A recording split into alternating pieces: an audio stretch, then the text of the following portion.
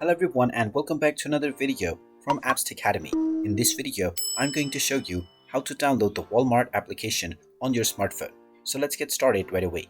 First of all, open up the iOS App Store or the Google Play Store depending on your device. And once you open it up, tap on the search box and then type in Walmart and start your search. Once you find the Walmart application, tap on it and you will see the install button. Tap on the install button and this will begin the download and installation of the Walmart application on your device. Just wait for a while until the installation is completed, and then when you see the open button, you can tap on it to open up the application. And now once you open up the application, you can proceed with signing up to create a new account or log into your existing one in order to start using the Walmart application right away. And there you have it. That is how easy it is to download and install the Walmart application on your smartphone.